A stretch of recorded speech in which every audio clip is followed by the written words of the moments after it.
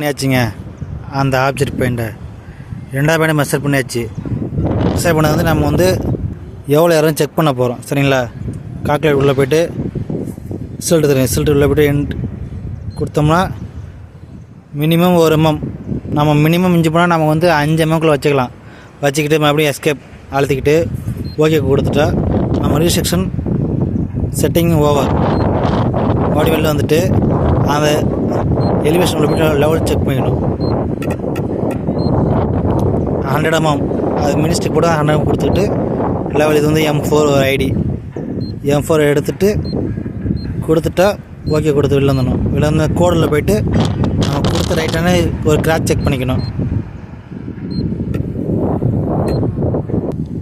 இப்போ நம்ம ரிஜிஸ்ட்ரேஷன் பண்ணி முடிச்சிட்டோமா? ரிஜிஸ்ட்ரேஷன் பண்ணி முடிச்சா போனால் நம்ம பிடிச்சது கரெக்டாக ஒரு கிராச் செக் பண்ணணும். அது வந்து கோடு உள்ளே போய்ட்டு அப்ஜெக்ஷன் உள்ளே போய்ட்டு அந்த ஆப்ஜெக்ட் இன்னொரு முறை மெஷர்மெண்ட் பார்த்தா மெஷர் ஆகிட்டு ஒரு ரிட்டர்ன் வரும். வந்தப்புறம் நம்ம வந்து லாஸ்ட் பாயிண்ட்டுக்கு அப்புறம் 791.503